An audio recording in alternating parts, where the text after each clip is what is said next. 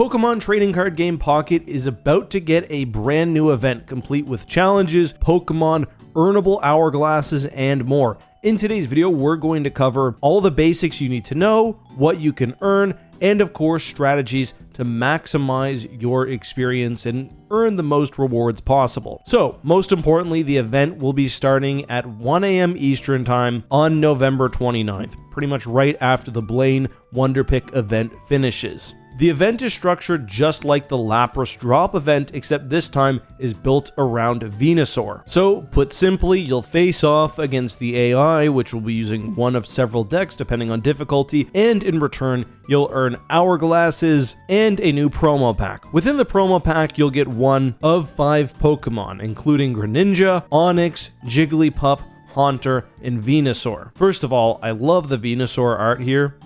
I'm a big fan of the cozy card art. This is great. Haunter being able to do 50 damage right upon evolution would be good, but I don't know. Tails making it do nothing really hurts it. You've got other cards like Rapidash, which at 1 evolution and 1 energy can do 40, so meh. Jigglypuff with the 1 energy sing could be interesting in some decks, although of course you can coin flip your way out of that. Onix seems like he stinks. Greninja, the water shuriken damage, you all know how that can work in water decks. Really helpful for eating away either the active Pokemon or your benched Pokemon. As for Venusaur outside of the art, I don't know. Probably not going to be a super competitively viable Pokemon. Keep in mind, this is not the EX version, so there's sort of a benefit there, but Mega Drain for 4 energy, only doing 80 damage. I think for it to be interesting, it would need to heal for more, but those are just my thoughts, especially with the high retreat cost. But how do you earn these packs? Well, by playing the event and facing pre-made decks in offline play. So just like the Lapras event, you'll have event energy, which will recharge, and you'll gain bonuses based on which version of the deck you play. So at the very basic level, it'll be called beginner in game. You have a very simple genetic Apex Ivysaur deck, no supporting cards,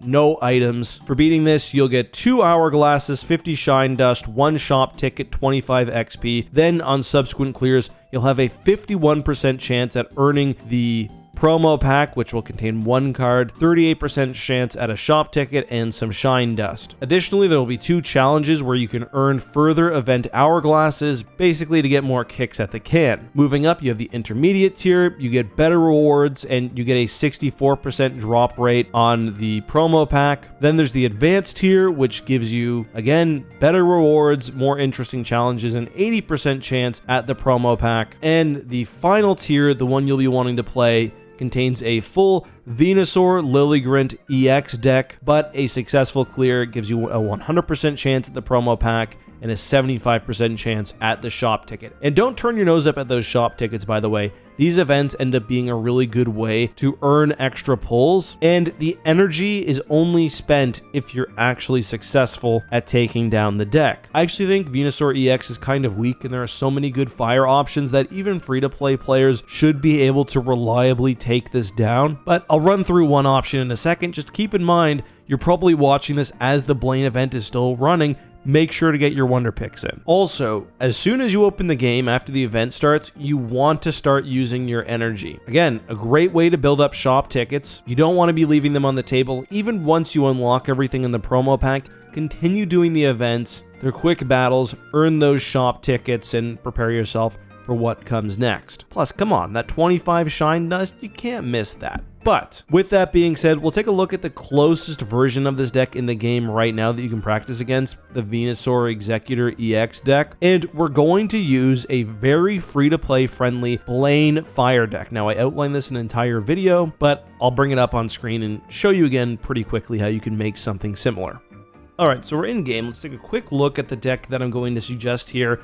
Again, I did an entire video on it. I called it an overpowered free-to-play deck, and honestly, it is. You can make some substitutions here, but Blaine chip, it's built all around the Blaine card right here. Sorry, I'm on PC. The scrolling can be kind of difficult, which adds damage to Ninetales, Rapidash, or Magmar. You can also throw an Arcanine in this deck if you want. Again, you'll just be playing the computer rather than, you know, crazy pay-to-win players. So any fire deck will probably do well. If you've got like a Moltres Charizard deck, I mean, obviously you can try that. But a deck with Arcanine, Growlithe, any Pokemon like that should be fine. And if you want to practice before the event, you can go ahead, go to solo, go all the way to... I should actually check the step of battle might be closer. Take a look at the deck here. So I guess you can't see it before you battle. We'll just go ahead and go straight into the expert one. We'll try the Blaine deck, and I put some flair on the Pokemon, so that should be a little extra fun.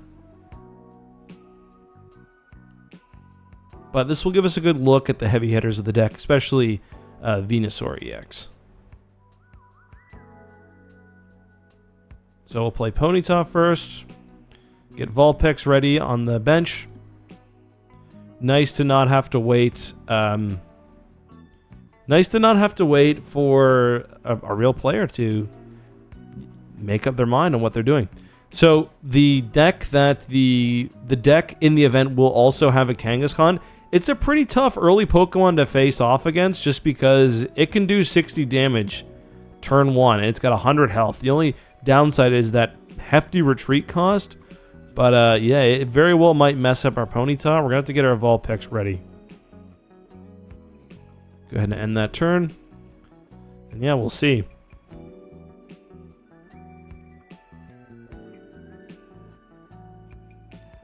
The bad thing about playing the so yeah, there's 30, okay.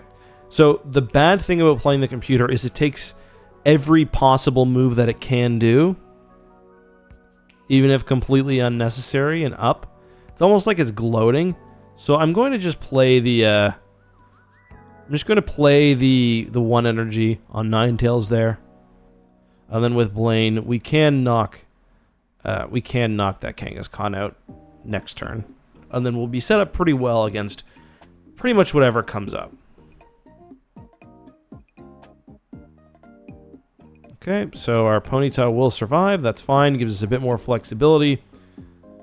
We will X speed out.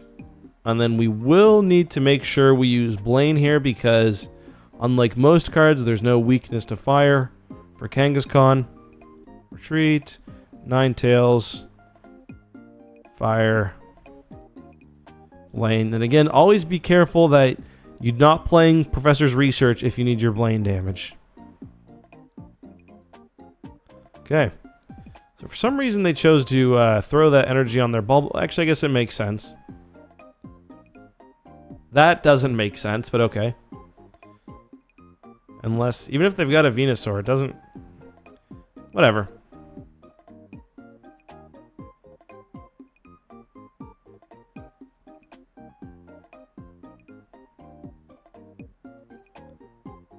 Well, we will use our Professor's Research, since we don't have a Blaine we need to toss on. Well, there we go. So if we did have Blaine, we'll do a bit of math. We'd get the 90 plus 20, 110 plus 30, 140 for a low energy attack. I should have put that Rapidash on the healthy Ponyta, but I wasn't really paying attention.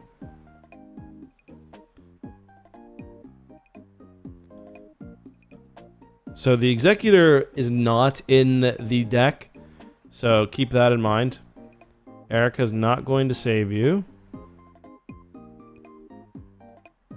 Oh, I do want to show you guys the new effect I put on Farfetch'd.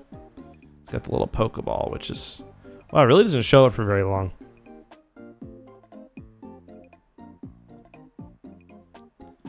And yeah, this is very much what a battle in the event will look like, because again, they've got no... the Kangaskhan and the Venusaur are both in that deck.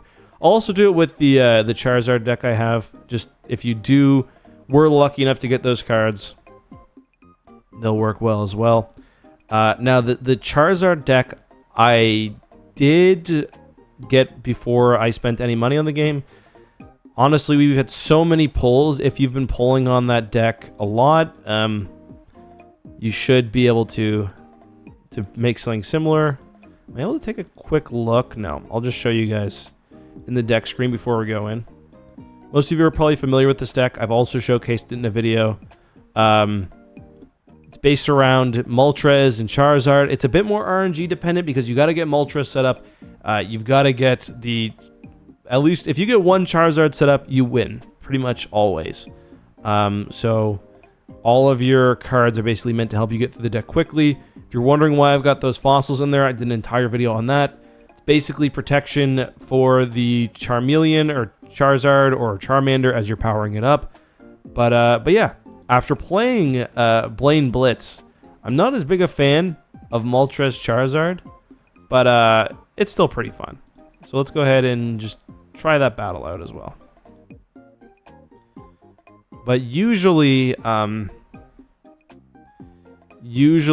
Moltres kind of just exists to empower your Charizard, but in this deck, because of the type advantage, you may be able to just win with it straight up. Right, we're going second, which I do prefer for this deck. We got a very good starting hand. We've got our Moltres ready. We've got our Charmander as well. So yeah, that's an ideal first hand for us. Now, we got to be careful actually, because this Kangaskhan can wear us down. 3 attacks, if everything goes right, 3 attacks can end it for us. And they've got a bit of wiggle room there. And my fire, okay, so we've got a perfect setup basically. This is the ideal start. The only thing that can mess it up is a red card. I can't play Charmeleon yet. Next turn. So let's just get as many friendly coin flips as we can. And that is a bad start, but that's okay.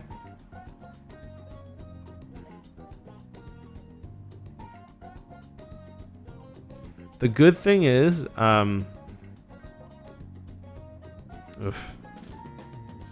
good thing is we only need to put that 1 energy on Moltres.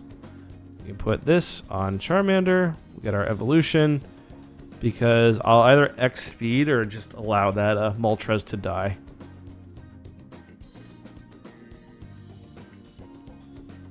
Alright, that's better at least. Okay.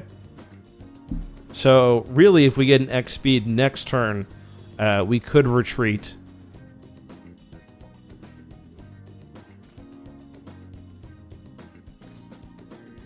Yeah, a slash will not kill that Kangaskhan, but I will probably instead just keep powering up Charmeleon or Charizard now. Give him 1 more energy. Because I don't mind. Again, in this deck, once you get Charizard in, especially when you've got... honestly, it's not even especially if you get a type advantage, because his 4 energy attack kills everything.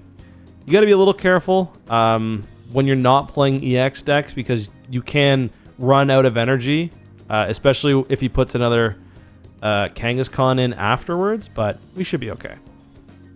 We've got a heal, and we've also got a Sabrina. So ideally, he plays a Venusaur down on the bench. Once we take out this Kangaskhan, if he doesn't put one of his grass Pokemon in, then we can probably force him to. Go ahead and Crimson Storm this one. And also, I just realized I just did the quick math. By the time we'll be able to do 3 Crimson Storms in a row, so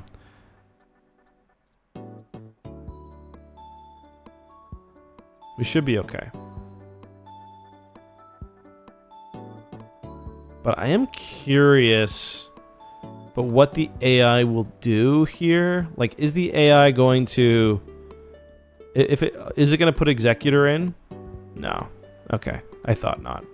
Let's go ahead and potion up.